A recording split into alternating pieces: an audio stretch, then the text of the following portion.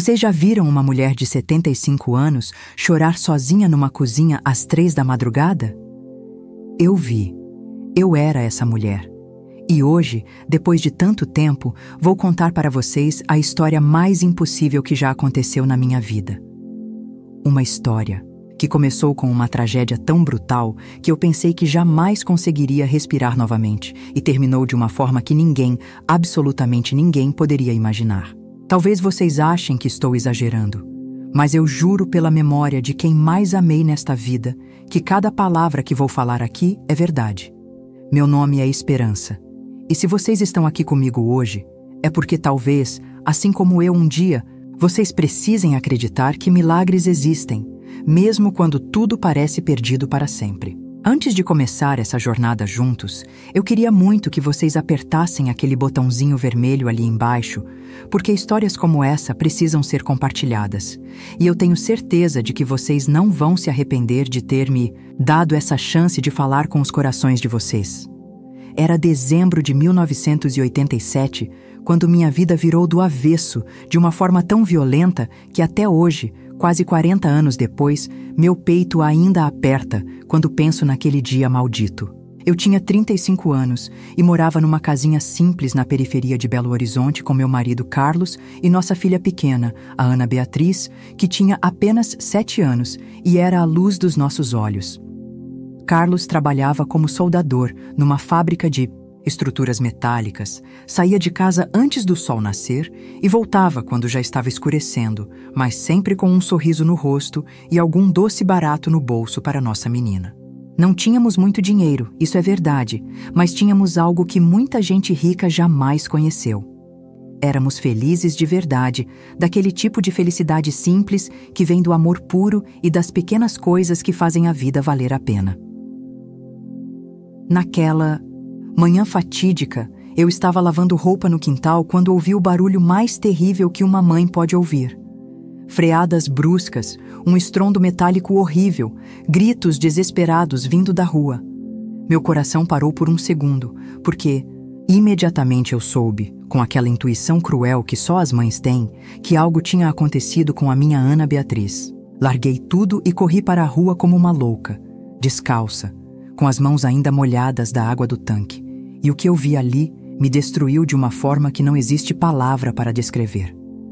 Minha filha estava no chão, pequena demais, quieta, demais, com aqueles olhos castanhos que sempre brilhavam quando me via chegando da escola, agora fechados para sempre. O motorista do caminhão chorava tanto quanto eu, repetindo que ela tinha corrido atrás da bola, que ele não conseguiu frear a tempo, que foi tudo muito rápido. Mas nada disso importava, porque minha razão de viver tinha acabado ali naquele asfalto quente de dezembro. Carlos chegou no hospital antes de mim. Alguém da fábrica tinha ido buscá-lo, e quando nos encontramos no corredor daquele lugar que cheirava a desinfetante e desespero, nos abraçamos e choramos como 2 órfãos perdidos no mundo. Durante 3 dias, nossa menina lutou entre a vida e a morte naquela UTI fria, e nós 2 não saímos de lá nem para comer direito, sustentados apenas pela esperança de que Deus não seria cruel o suficiente para nos tirar o único tesouro que tínhamos na vida. Mas Deus, ou o destino, ou sei lá o que controla nossas vidas, não estava interessado nas nossas súplicas desesperadas. Ana Beatriz partiu numa manhã de chuva, e com ela se foi tudo o que eu pensava que sabia sobre mim mesma, sobre o mundo, sobre o sentido de continuar vivendo quando o que mais amamos não existe mais. Os meses que se seguiram foram um borrão de dor tão intensa que eu não conseguia nem chorar direito, porque as lágrimas pareciam insuficientes para expressar o buraco gigantesco que tinha se aberto no meu peito. Carlos tentava me consolar, tentava me tirar da cama, me convencer a comer alguma coisa, mas ele também estava destroçado. Também não sabia mais como viver sem os risinhos da nossa filha ecoando pela casa. A casinha, que antes era cheia de vida, virou um mausoléu silencioso onde 2 fantasmas caminhavam sem se tocar, sem se falar, carregando cada um sua culpa impossível de explicar. Eu me culpava por ter deixado ela brincar na rua. Ele se culpava por ter comprado aquela bola que ela foi buscar. e assim fomos nos afundando numa tristeza que parecia não ter fundo nem fim. Foi numa madrugada de abril, 6 meses depois do acidente, que Carlos segurou minhas mãos geladas e disse, com uma voz que eu mal reconheci, que não conseguia mais ficar naquela casa, que precisava ir embora, recomeçar em outro lugar onde não houvesse memórias da nossa menina em cada canto. Eu entendi, porque eu também estava morrendo um pouco a cada dia que passava naquele lugar que antes era nosso paraíso e agora era nosso inferno particular. Vendemos tudo o que tínhamos, a casinha, os móveis, as roupinhas dela que eu não conseguia doar nem jogar fora. E com o dinheiro da venda, Carlos comprou uma passagem para São Paulo, onde um primo tinha prometido arrumar trabalho para ele numa metalúrgica.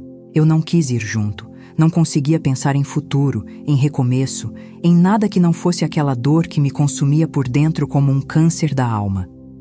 Ficamos na rodoviária, eu e ele, olhando um para o outro como dois estranhos que um dia tinham sido felizes juntos, sabendo que aquele era o fim de tudo, não apenas do nosso casamento, mas da vida que conhecíamos, das pessoas que éramos antes daquela manhã maldita de dezembro. Eu te amo, Esperança, ele disse. E eu sabia que era verdade, assim como ele sabia que eu também o amava. Mas o amor não tinha sido suficiente para nos salvar da tempestade que varreu nossa família. Eu também te amo, Carlos, respondi. E nos beijamos pela última vez, um beijo molhado de lágrimas e gosto de despedida definitiva. Ele entrou naquele ônibus e desapareceu da minha vida para sempre, levando consigo os últimos pedaços da mulher que eu tinha sido um dia. Agora, eu quero fazer uma pausa aqui na minha história para pedir uma coisa para vocês que estão me ouvindo. Se essa história está tocando o coração de vocês de alguma forma, se vocês estão sentindo o que eu senti naqueles dias terríveis, por favor, se inscrevam no canal, ativem o sininho, porque histórias como essa precisam ser contadas e ouvidas. E me digam aqui nos comentários, vocês já passaram por alguma perda que mudou completamente suas vidas? Como vocês conseguiram seguir em frente? Eu leio todos os comentários e amo saber que não estou sozinha nestas memórias difíceis. Porque o que aconteceu depois dessa tragédia toda foi tão inacreditável, tão impossível, que se eu não tivesse vivido na própria pele, jamais acreditaria que fosse possível. Depois que Carlos partiu, fiquei sozinha naquela cidade, onde cada esquina me lembrava de tudo o que tinha perdido. Durante 2 meses, sobrevivi com o pouco dinheiro que tinha guardado, comendo apenas o necessário para não morrer de fome, dormindo no sofá de uma amiga que se compadeceu da minha situação desesperadora. Eu estava completamente perdida, sem rumo, sem vontade de viver, apenas existindo, porque parar de respirar parecia exigir um esforço que eu não tinha mais dentro de mim. Foi quando minha amiga Lúcia, que não aguentava mais me ver definhando daquele jeito, me trouxe um jornal com alguns classificados marcados de caneta vermelha. Esperança, você precisa trabalhar, precisa sair dessa, ela disse quase gritando comigo, desesperada por ver minha alma se esvaziando a cada dia. Olha aqui, tem uma família procurando alguém para cuidar de casa e fazer companhia para uma senhora idosa. É em Belo Horizonte mesmo, mas num bairro bom. Vá lá, pelo menos tenta. No dia seguinte, mesmo sem vontade nenhuma, me arrumei com as únicas roupas decentes que ainda tinha e fui até o endereço indicado no anúncio. Era uma casa grande, imponente, no bairro Cidade Jardim. Dessas casas que a gente só via de longe quando passava de ônibus pelas ruas dos ricos. O portão de ferro batido, o jardim bem cuidado, as janelas enormes com cortinas de renda fina. Tudo ali gritava uma vida que eu nunca tinha conhecido. Um mundo onde pessoas como eu só entravam para trabalhar e sair pela porta dos fundos. Respirei fundo, pensei na minha situação desesperadora e toquei a campainha com as mãos tremendo de nervosismo e de uma tristeza que já tinha virado parte permanente de quem eu era. Quem abriu a porta foi um homem alto, elegante, com cabelos grisalhos nas têmporas e uma expressão séria que me fez querer sair correndo dali. Ele devia ter uns 45 anos, Usava óculos de aro dourado que davam um ar ainda mais imponente ao seu rosto, e havia algo nos seus olhos azuis que parecia enxergar através das pessoas, como se ele conseguisse ler toda a dor que eu carregava apenas me olhando. "A senhora veio pela vaga de cuidadora?" Ele perguntou, e sua voz tinha um tom grave, educado, mas frio, como se estivesse falando com alguém que não merecia muita atenção. "Sim, senhor. Meu nome é Esperança", respondi, tentando disfarçar o tremor na voz, sentindo-me pequena demais, simples demais, perdida demais para estar naquele lugar. Ele me estudou por alguns segundos que pareceram eternos, depois me convidou para entrar com um gesto formal e distante. A casa por dentro era ainda mais impressionante do que por fora. O chão de mármore brilhava tanto que dava para ver o reflexo, as paredes tinham quadros caros em molduras douradas, e tudo ali cheirava a cera de móveis finos e a uma vida que eu jamais imaginei que pudesse tocar. Ele me levou até uma sala enorme, onde me pediu para sentar numa poltrona de couro, que provavelmente custava mais do que tudo o que eu tinha possuído na vida inteira. "Meu nome é Dr. Eduardo Santana, sou médico cardiologista", ele disse, mantendo aquela distância respeitosa, mas fria, que os ricos sempre mantêm com gente como eu. "Preciso de alguém para cuidar da minha mãe, Dona Francisca. Ela tem 78 anos, está com Alzheimer em estágio avançado e precisa de cuidados especiais. 24 horas por dia. Você tem experiência com idosos doentes?" Menti na cara dele, porque naquele momento a única coisa que importava era conseguir aquele emprego e um lugar para morar. Disse que tinha cuidado da minha própria avó por anos.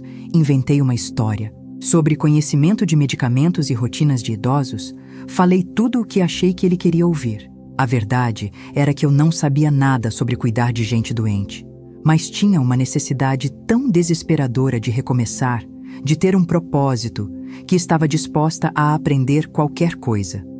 Dr. Eduardo me explicou que Dona Francisca estava numa fase muito difícil da doença, que às vezes não reconhecia nem o próprio filho, que tinha episódios de agressividade, que chorava por horas sem motivo aparente e que a cuidadora anterior tinha pedido demissão porque não aguentou a pressão emocional.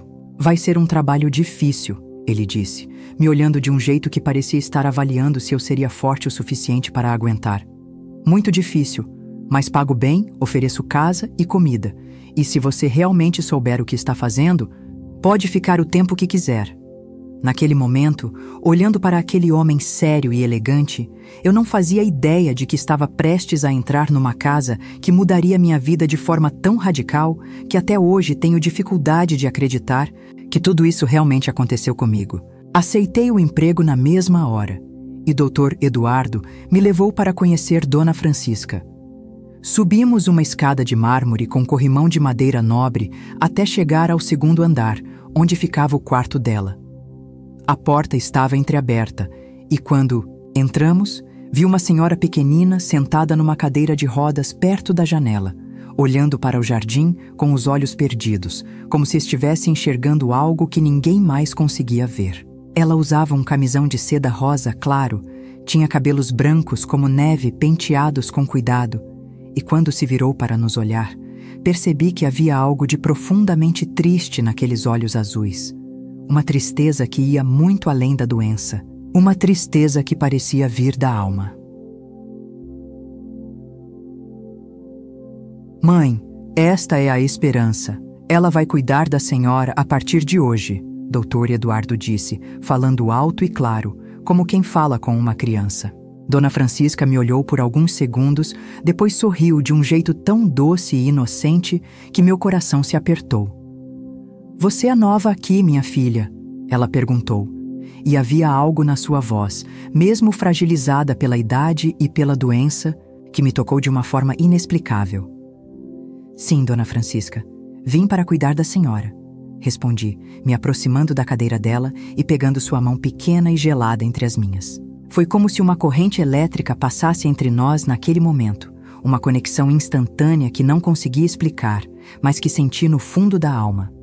Dr. Eduardo me explicou a rotina de medicamentos, os horários das refeições, como dar banho, como lidar com os episódios de confusão mental, e durante toda a explicação, eu sentia os olhos de Dona Francisca em mim, como se ela estivesse tentando decifrar quem eu era, de onde eu vinha, por que havia aparecido na vida dela, naquele momento.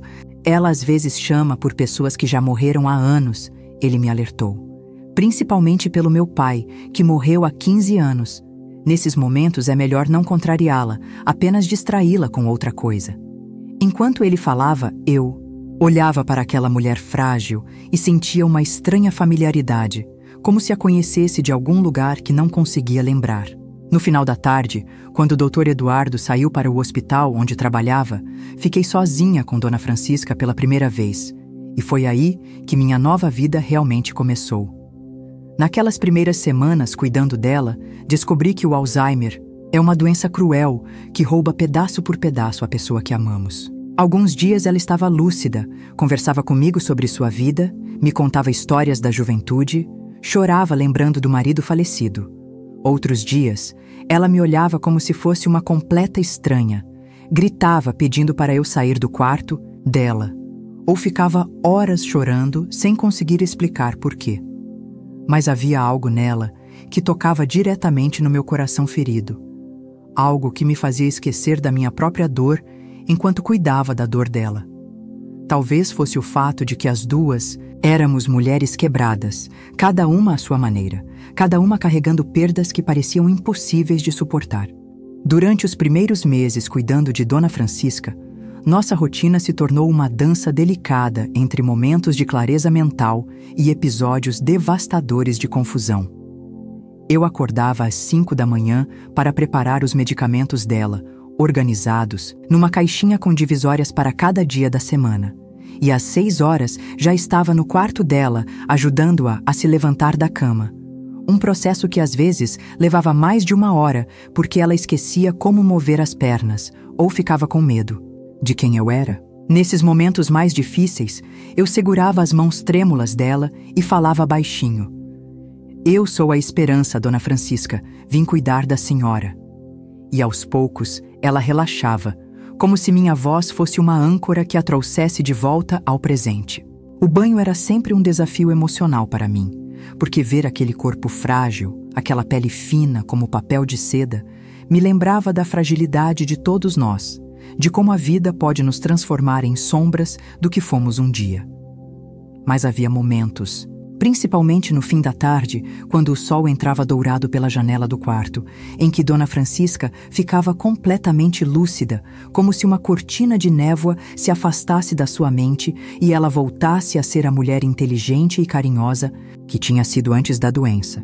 Nesses momentos preciosos, ela me contava histórias da sua juventude, de como tinha conhecido o marido num baile de carnaval em 1952, de como tinham lutado para construir a vida juntos quando ele era apenas um jovem médico sem dinheiro. Sabe, esperança, ela me disse numa dessas tardes especiais. Eu tive uma vida muito boa, mas também muito solitária. O Eduardo sempre foi um menino tão sério, tão focado nos estudos, que nunca me deu netos.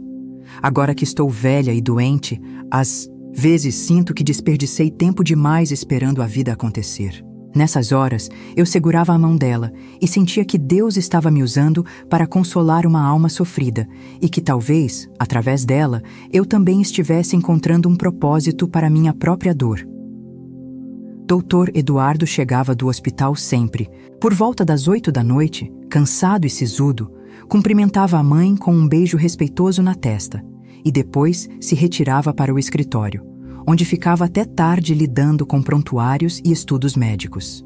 No começo, nossa interação era puramente profissional. Ele me perguntava sobre o estado da mãe, eu relatava os acontecimentos do dia, ele dava instruções sobre medicamentos ou mudanças na rotina, e depois cada um seguia para seus afazeres. Mas eu notava que ele me observava mais do que o necessário, como se tentasse entender quem eu realmente era por trás da máscara de competência profissional que eu tentava manter. Havia algo nos olhos dele que me inquietava e me atraía ao mesmo tempo. Uma profundidade que sugeria um homem que também carregava suas próprias cicatrizes, seus próprios segredos dolorosos. Uma noite particularmente difícil, Dona Francisca teve uma crise terrível de agitação, gritando que havia homens estranhos no quarto dela, tentando fugir da cama mesmo sem conseguir caminhar sozinha. Eu tentei acalmá-la de todas as formas que conhecia, mas ela estava inconsolável e seus gritos desesperados ecoavam pela casa inteira. Dr. Eduardo apareceu no quarto ainda de jaleco, vindo direto do hospital, e pela primeira vez eu o vi perder a compostura fria que sempre mantinha. Ele segurou a mãe nos braços como se ela fosse uma criança assustada, sussurrando palavras de carinho que eu jamais imaginei que saíssem daquela boca sempre tão formal. "Está tudo bem, mamãe. O papai não está aqui, mas você está segura comigo e com a esperança", ele disse. E percebi lágrimas nos seus olhos, lágrimas que ele tentava esconder, mas que revelavam um coração muito mais sensível do que ele deixava transparecer. Depois que conseguimos acalmar Dona Francisca e ela adormeceu, Dr. Eduardo me acompanhou até a cozinha para prepararmos um chá. Era a primeira vez que ficávamos sozinhos por mais de alguns minutos, e eu sentia uma tensão estranha no ar, como se houvesse coisas não ditas flutuando entre nós. "Você tem família, Esperança?" ele perguntou de repente, mexendo o açúcar no chá com movimentos mecânicos. A pergunta me pegou desprevenida, porque até então ele nunca tinha demonstrado interesse pessoal pela minha vida. "Tinha", respondi, sentindo a garganta apertar com a lembrança. "Perdi minha filha há 1 ano e meio, num acidente. Meu marido não aguentou a dor e foi embora. Agora só tenho a mim mesma." Ele parou de mexer o chá e me olhou com uma expressão que eu nunca tinha visto antes, uma mistura de surpresa, compaixão e algo mais que não consegui identificar. "Sinto muito", ele disse, e pela primeira vez sua voz soou genuinamente humana, despida daquela formalidade que sempre mantinha comigo. "Não posso imaginar a dor de perder um filho. Eu nunca tive filhos, nunca me casei, sempre achei que não tinha jeito para a família." Naquele momento, sentados na cozinha silenciosa da casa grande, com as xícaras de chá fumegando entre nós, senti que algo tinha mudado na nossa relação. Era como se as máscaras que os dois usávamos tivessem caído um pouco, revelando as pessoas vulneráveis que se escondiam por trás dos papéis que representávamos. "Por que escolheu ficar solteiro?" perguntei, surpreendendo a mim mesma com minha ousadia. Ele sorriu tristemente, um sorriso que transformou completamente seu rosto sério. "Medo, talvez. Ou talvez eu sempre soube que seria péssimo marido. Sou obsessivo com o trabalho, tenho dificuldade de expressar sentimentos, e sempre achei que seria injusto submeter uma mulher a isso." A partir daquela noite, nossa dinâmica mudou sutilmente. Dr. Eduardo começou a chegar mais cedo do hospital. Às vezes jantava conosco em vez de se isolar no escritório, e nossas conversas se tornaram mais pessoais, mais profundas. Ele me contou sobre a pressão de ser filho único de uma família tradicional, sobre como se sentia responsável pela felicidade da mãe, sobre a solidão de uma vida dedicada apenas ao trabalho.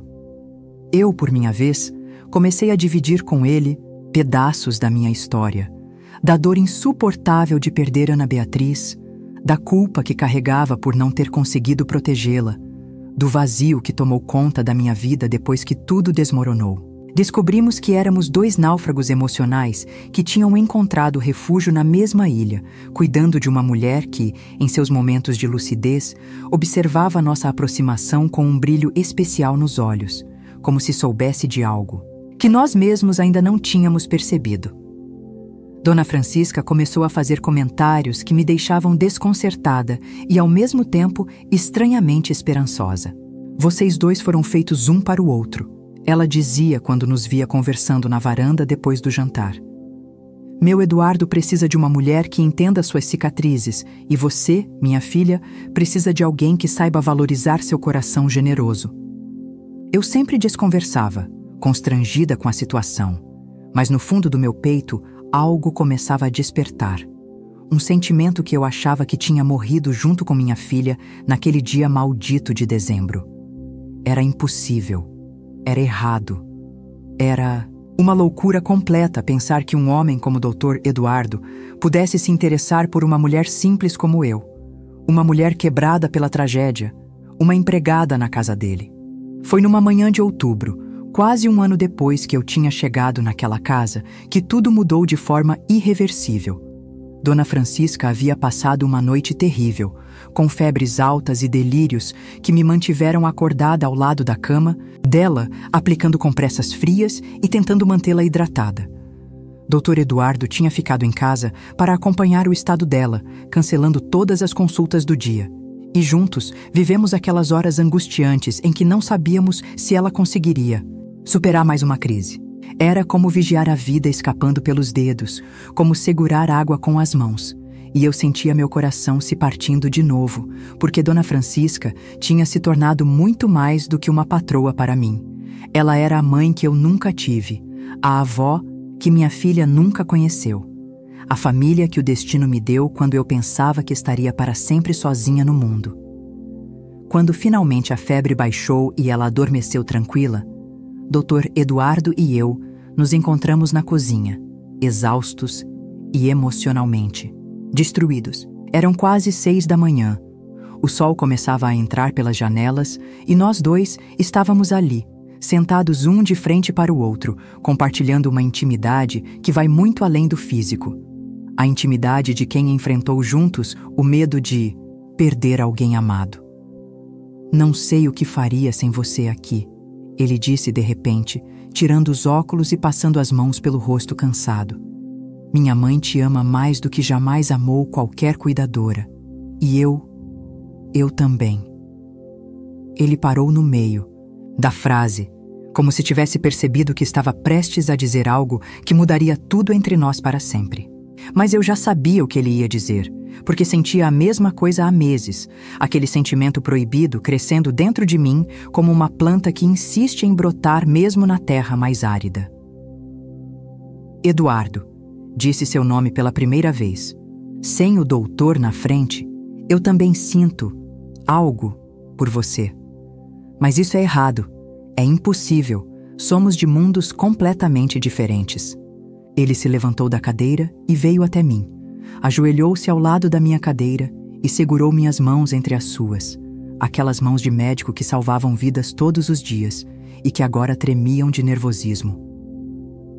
"Esperança, eu sei que pode parecer loucura, sei que as pessoas vão falar, vão julgar, mas desde que você chegou aqui, minha vida mudou completamente. Você trouxe luz para esta casa sombria, trouxe humanidade para minha existência mecânica e principalmente trouxe esperança para o coração da minha mãe nos últimos momentos de lucidez que ela ainda tem." As lágrimas começaram a cair pelo meu rosto, lágrimas de alegria misturadas com medo, porque eu sabia que aquele momento mudaria nossas vidas para sempre, e mudanças sempre me assustavam depois de tudo que tinha passado. Nosso primeiro beijo aconteceu ali mesmo, na cozinha, iluminada pelo sol da manhã, depois de uma noite de vigília e medo. Foi um beijo molhado de lágrimas, cheio de hesitação e desejo reprimido. Um beijo que selou um pacto silencioso entre dois corações machucados que decidiram tentar ser felizes juntos, apesar de todas as impossibilidades. Quando nos separamos, eu tinha certeza de que nada seria igual a partir daquele momento. Mas também sabia que estávamos prestes a enfrentar tempestades que poderiam destruir a frágil felicidade que acabávamos de descobrir. "O que vamos fazer agora?", perguntei, ainda sentindo o gosto dos lábios dele nos meus. "Vamos viver um dia de cada vez", ele respondeu. "E ver no que isso vai dar. Só sei que não quero mais viver sem você ao meu lado." Nos meses que se seguiram, vivemos um amor clandestino dentro da própria casa. Durante o dia, mantínhamos a formalidade profissional na frente dos outros funcionários, mas à noite, depois que Dona Francisca adormecia, encontrávamos momentos roubados para ficarmos juntos. Conversávamos por horas na varanda, ele me contava sobre seus pacientes e eu dividia com ele minhas descobertas sobre como lidar com o Alzheimer da mãe dele. Aos poucos, ele foi me ensinando coisas sobre medicina, sobre o mundo, sobre livros que eu nunca tinha lido, e eu fui mostrando para ele que existia vida além do hospital e do trabalho, que existiam pequenas alegrias nas coisas simples, como fazer um pão caseiro ou cuidar das plantas do jardim. Éramos dois mundos se descobrindo. Duas pessoas que tinham desistido do amor e estavam reaprendendo a acreditar que mereciam ser felizes. Dona Francisca, mesmo com a doença avançando, parecia perceber nossa proximidade com uma intuição que desafiava sua condição mental.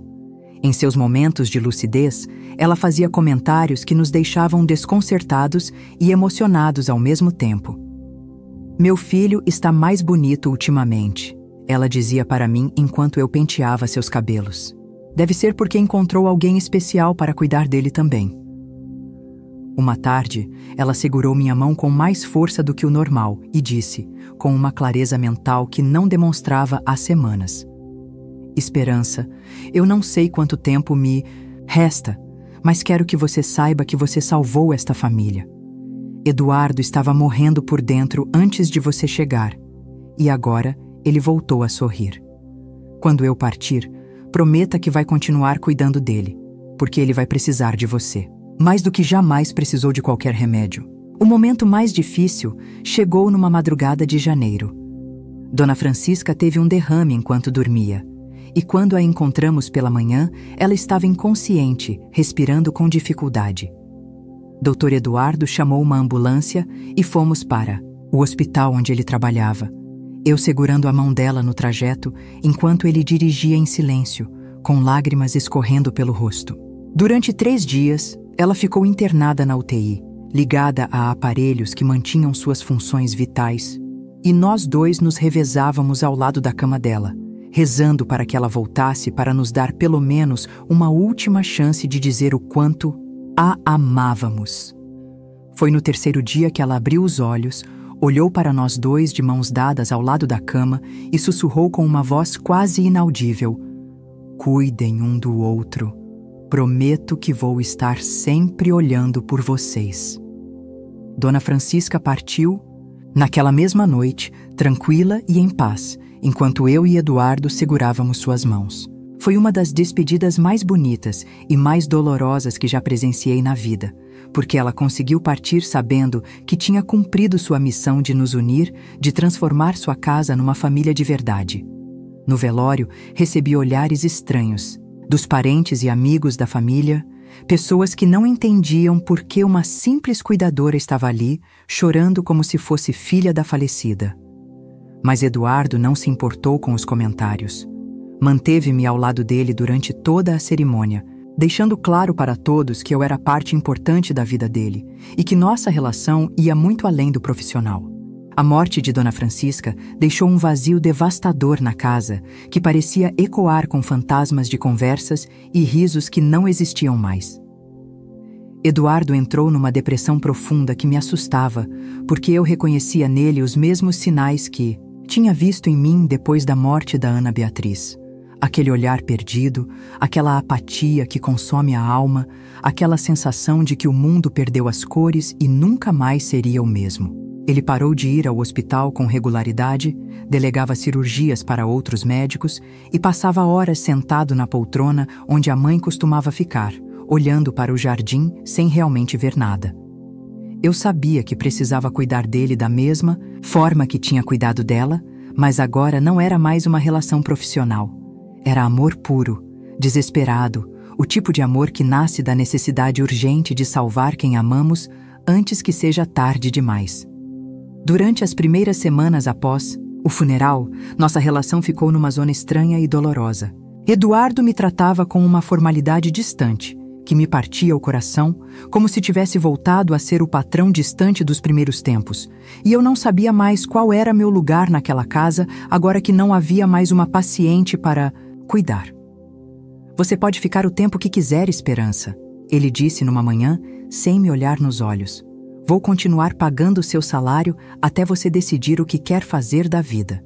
Aquelas palavras me atingiram como um soco no estômago, porque percebi que ele estava tentando se afastar de mim, provavelmente achando que nosso relacionamento tinha sido apenas um produto do estresse e da situação emocional extrema que vivemos juntos. Mas eu não ia desistir dele, não depois de ter encontrado um novo propósito para minha existência destroçada. Comecei a lutar por ele da única forma que sabia, com cuidado, paciência e amor incondicional. Acordava cedo para preparar o café, do jeito que ele gostava, deixava refeições prontas, mesmo quando ele não demonstrava fome. Sentava-me ao lado dele nos momentos de silêncio, sem pressionar para que falasse. Uma noite, encontrei-o chorando no escritório, segurando uma foto antiga da mãe. E pela primeira vez em semanas, ele não tentou esconder a vulnerabilidade de mim. Ela era tudo que me restava de família, esperança. Ele disse entre soluços. Agora estou completamente sozinho no mundo e não sei como continuar. Foi quando entendi que Eduardo não estava apenas enlutado. Ele estava aterrorizado com a ideia de amar e perder de novo, de se entregar para alguém e ter que enfrentar mais uma despedida devastadora. Você não está sozinho, disse, ajoelhando-me, ao lado da cadeira dele. Eu estou aqui e não vou a lugar nenhum. Sei que você está com medo de se abrir para o amor depois de perder sua mãe, mas o medo não pode ser maior que a chance de sermos felizes juntos. Naquela noite, depois de meses de distanciamento emocional, Eduardo finalmente se permitiu ser vulnerável comigo, e fizemos amor pela primeira vez, não como patrão e empregada, não como cuidadora e familiar do paciente, mas como duas pessoas que tinham escolhido se amar apesar de todas as cicatrizes que carregavam. Foi uma união física e emocional intensa, carregada de todo o sentimento reprimido, todas as lágrimas não choradas, todos os medos enfrentados juntos. Mas nossa felicidade recém-encontrada enfrentou sua primeira grande tempestade quando a família de Eduardo descobriu nosso relacionamento. A irmã dele, Patrícia, que morava em São Paulo e só aparecia em ocasiões especiais, chegou inesperadamente para resolver questões da herança e nos encontrou numa situação claramente íntima na sala de estar. A expressão de choque e indignação no rosto dela foi tão intensa que eu quis desaparecer debaixo da terra. "Eduardo, que palhaçada é essa?" ela gritou, ignorando completamente minha presença. "Você está dormindo com a empregada da mamãe? Que vergonha! O que as pessoas vão pensar da nossa família?" A discussão que se seguiu foi das mais violentas que já presenciei, com acusações terríveis de ambos os lados. Patrícia me chamou de interesseira, disse que eu tinha me aproveitado da situação vulnerável dele, que era uma vergonha para a memória de Dona Francisca. Eduardo defendeu nosso relacionamento com uma paixão que me surpreendeu, gritando que era a primeira vez em anos que se sentia verdadeiramente feliz, que eu tinha salvado não apenas a vida da mãe dele, mas a dele também. A família toda se mobilizou contra nosso relacionamento. Tios, primos, amigos da alta sociedade, todos começaram uma campanha silenciosa, mas efetiva, para separar Eduardo de mim. Recebíamos olhares de desprezo quando saíamos juntos, convites para eventos sociais que especificavam que eu não era bem-vinda, comentários maldosos sobre nossa diferença de classe social e sobre como eu tinha seduzido um homem vulnerável pelo luto. O pior de tudo era ver Eduardo se debatendo entre o amor que sentia por mim e a pressão social que o consumia. "Talvez eles tenham razão, Esperança", ele disse numa noite terrível, depois de voltarmos de um jantar onde fomos tratados como leprosos. "Talvez eu tenha me aproveitado de você, talvez nosso relacionamento seja realmente inapropriado." Foi quando tomei a decisão mais corajosa da minha vida. Olhei nos olhos daquele homem que eu amava mais do que jamais pensei que pudesse amar alguém de novo, e disse: "Eduardo, se você não tem certeza dos seus sentimentos por mim, se está deixando outras pessoas decidirem quem você deve amar, então é melhor eu ir embora agora, antes que isso machuque ainda mais os dois." Vi o pânico nos olhos dele quando percebeu que eu estava falando sério, que estava pronta para abrir mão da única felicidade que tinha encontrado depois da tragédia para não vê-lo sofrer por minha causa. "Não", ele disse, me puxando para seus braços com desespero. "Não, Esperança, eu te amo. Amo você mais do que qualquer opinião alheia, mais do que qualquer convenção social. Você me salvou de uma vida vazia, me ensinou que é possível recomeçar depois da perda. Não vou deixar ninguém destruir isso. Naquela mesma semana, Eduardo tomou uma atitude que chocou toda a família e a sociedade de Belo Horizonte. Pediu minha mão em casamento numa cerimônia simples, mas pública, no próprio hospital onde trabalhava, na frente de colegas, pacientes e funcionários. Não foi um pedido romântico com um anel caro e cenário perfeito. Foi um homem maduro declarando publicamente que tinha escolhido construir uma vida ao lado de uma mulher que a sociedade considerava inadequada para ele. Esperança, ele disse, ajoelhado na frente de todos. Você quer se casar comigo e me dar a chance de provar que o amor verdadeiro não conhece barreiras sociais? Respondi que sim entre lágrimas. Não só de felicidade, mas de alívio por saber que finalmente tínhamos escolhido lutar juntos contra o mundo inteiro se fosse necessário. Nosso casamento foi uma declaração de guerra contra o preconceito e as convenções sociais da época. Realizamos a cerimônia numa capela simples, apenas com alguns amigos verdadeiros e colegas de Eduardo que tiveram coragem de apoiar nossa união.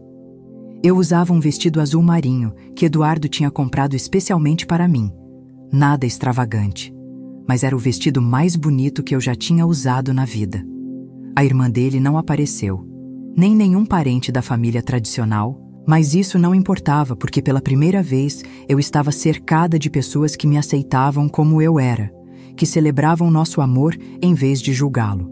Quando o padre nos declarou marido e mulher, Eduardo me beijou com uma intensidade que deixou claro para todos os presentes que aquele não era um casamento de conveniência, mas uma união genuína entre duas almas que tinham se encontrado na tempestade e decidiram enfrentar juntas qualquer coisa que o mundo jogasse contra elas. Os primeiros anos de casamento foram simultaneamente os mais felizes e os mais desafiadores da minha vida. Mudar de empregada para esposa do Dr. Eduardo Santana significou enfrentar diariamente situações para as quais eu não tinha preparo nenhum. Jantares com outros médicos onde eu me sentia completamente fora de lugar. Eventos sociais onde as pessoas fingiam educação na minha cara, mas sussurravam veneno pelas costas. A pressão constante de provar que eu merecia estar ao lado dele. Eduardo tentava me proteger dessas situações sempre que possível, mas ele mesmo estava aprendendo a navegar nesse novo mundo onde sua reputação profissional estava constantemente sendo questionada por causa de suas escolhas pessoais. Doutor, Eduardo é um excelente médico. Ouvi uma vez uma enfermeira comentando com outra no hospital, mas perdeu completamente o juízo quando se casou com aquela mulher. Mas dentro de casa, longe dos olhares julgadores do mundo exterior, construímos uma felicidade sólida e verdadeira. Eduardo me ensinou a ler livros mais complexos, me levava a museus e teatros, expandia meus horizontes de uma forma que nunca imaginei ser possível. Eu, por minha vez, trouxe humanidade e simplicidade para a vida dele. Ensinei-o a encontrar alegria nas pequenas coisas, a cozinhar pratos simples, a cuidar do jardim que Dona Francisca tanto amava e que se tornou nosso refúgio particular. Aos domingos de manhã, tomávamos café na varanda onde ela costumava sentar. E às vezes eu sentia que ela estava lá conosco, sorrindo ao ver que seus últimos desejos tinham se realizado. Seu filho tinha encontrado alguém para amar e cuidar dele. O momento mais doloroso da nossa vida conjugal chegou 2 anos depois do casamento, quando descobrimos que eu não poderia ter filhos. Depois de meses tentando engravidar sem sucesso, fizemos uma bateria de exames que revelaram sequelas do estresse traumático que sofri após a morte da Ana Beatriz. Meu corpo, aparentemente, tinha se fechado para a possibilidade de gerar vida como uma forma de autoproteção inconsciente. A notícia me devastou de uma forma que não consegui esconder de Eduardo, porque era como se o destino estivesse me castigando mais uma vez, tirando minha chance de ser mãe novamente. Você merece uma mulher que possa te dar filhos. Chorei desesperadamente nos braços dele na noite que recebemos o diagnóstico. Merece ter uma família de verdade, não uma mulher quebrada como eu.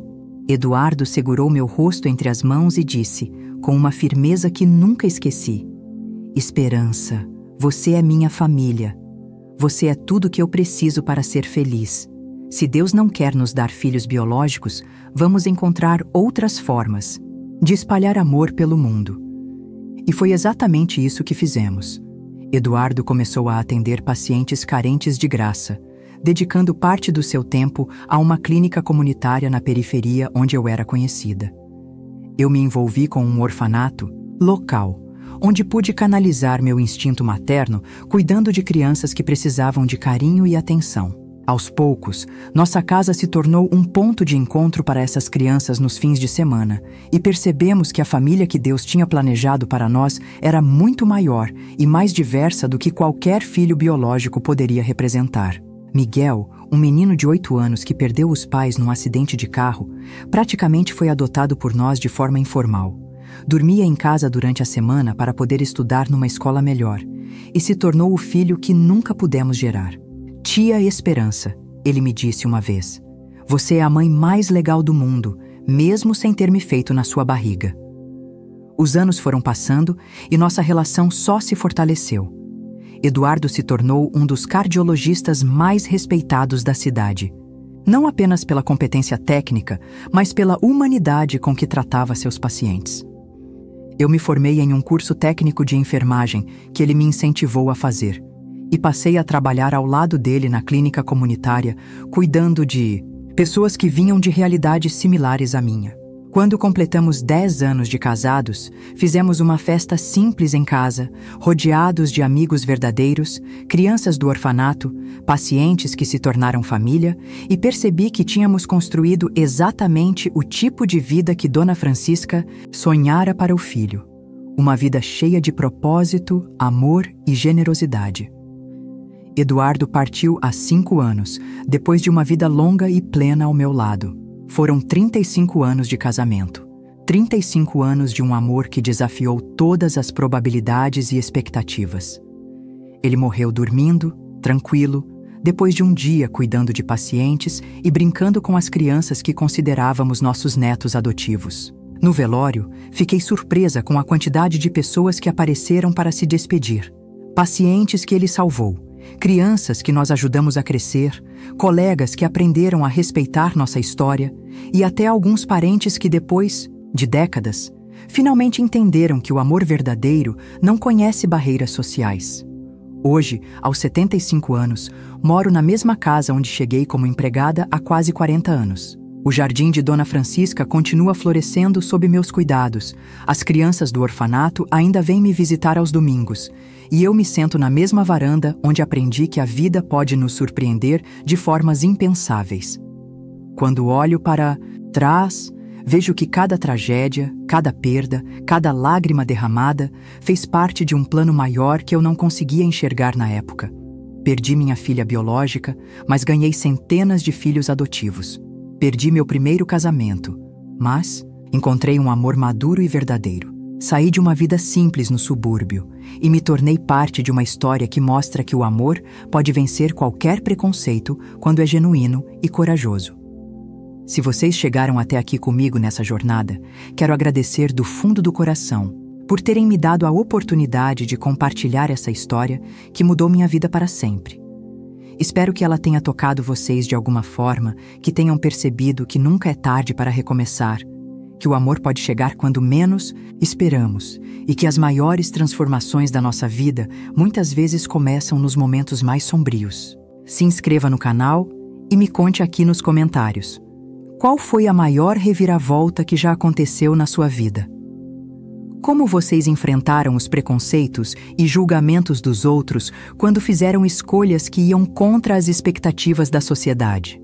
Suas histórias me inspiram e me lembram que não estamos sozinhos nas nossas lutas. Muito obrigada por fazerem parte desta família virtual que se forma toda vez que compartilhamos nossas experiências com sinceridade e amor.